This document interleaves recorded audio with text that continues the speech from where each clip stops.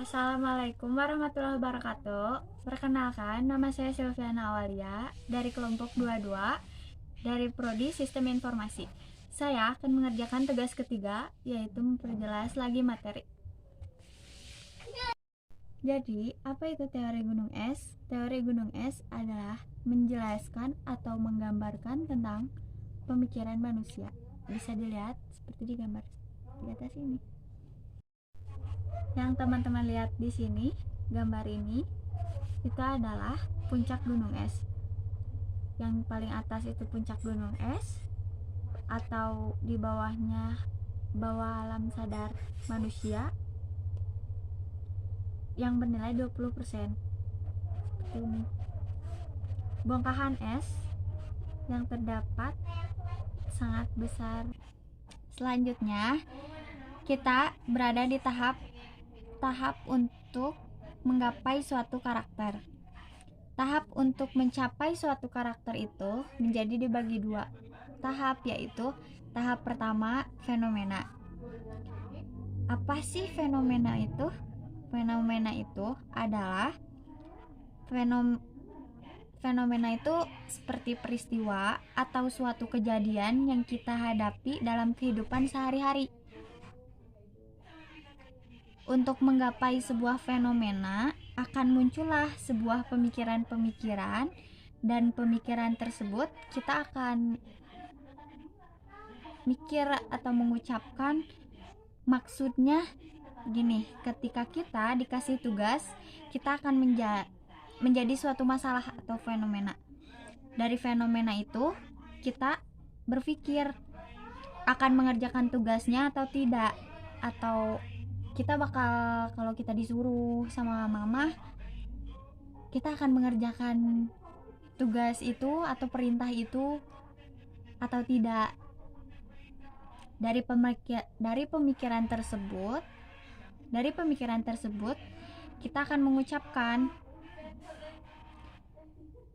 kita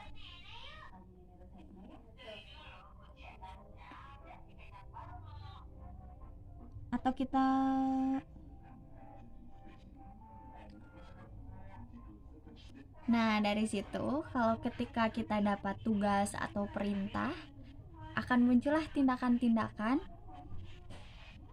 dan tindak-tindakan itu akan menjadikan sebuah karakter pada dalam diri kita, yang dimana semua proses-proses ini sampai akhirnya terbentuk karakter seperti ya takdir. Kayak kita nggak akan ngerjain tugas itu, ternyata ya berarti pemalas gitu kan, atau dia milih untuk mengerjakan tugas itu, ya berarti dia rajin. Terus karakter itu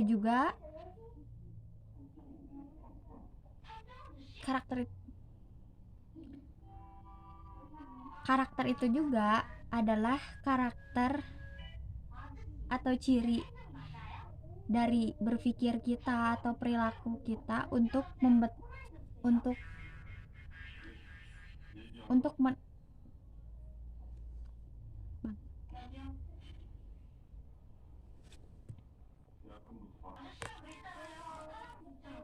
jadi karakter itu adalah takdir, dan takdir itu ditentukan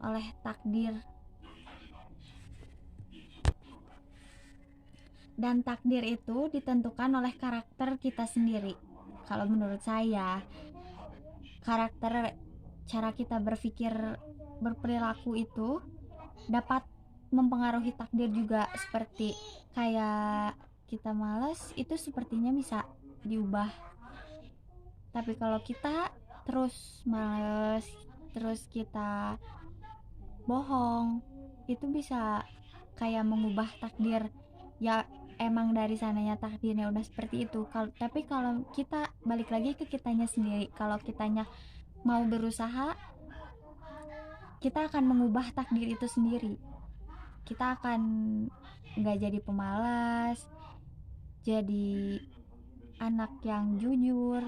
Kalau kita bisa mengubah takdir kita sendiri kalau kita mau berusaha atau kita mau mengubahnya, karakter kita. Nah, tahap kedua, sekarang kita ke tahap kedua ya. Tahap kedua adalah tindakan. Apa itu tindakan? Tindakan adalah suatu perbuatan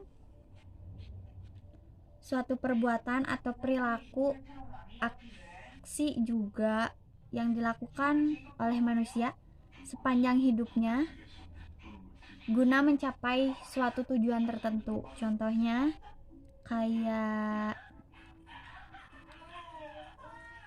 kita pengen berubah jadi nggak malas, kita harus bertindak, kayak kita mau untuk berusahanya, kayak mau untuk ngerjain tugasnya, atau kita merubah karakter itu sendiri, seperti melawan rasa malas, melawan rasa pembohongnya, atau lebih menahan dirinya.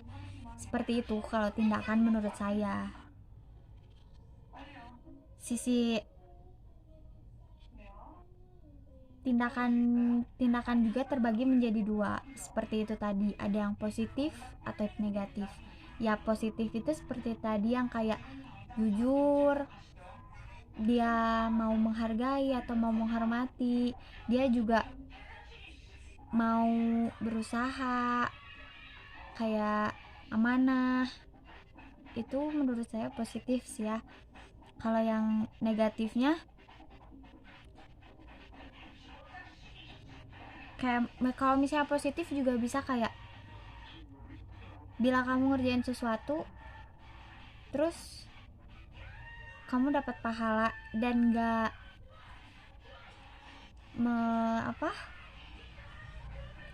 dan kamu gak berharap ada timbal baliknya, atau seperti berharap dapat imbalan, atau itu kan gak baik ya. Itu ya positifnya kayak gitu. Negatifnya kalau kamu disuruh orang tua ya minta timbal balik atau ada imbalannya, atau bisa juga kayak kamu disuruh guru kamu tapi kamu pengen nilai kamu jadi bagus. Nah, itu negatif kalau menurut saya ya. Kamu akan mendapat ya dosa lah ya. Nah, segitu penjelasan dari saya. Semoga bermanfaat. Maaf kalau ada kesalahan.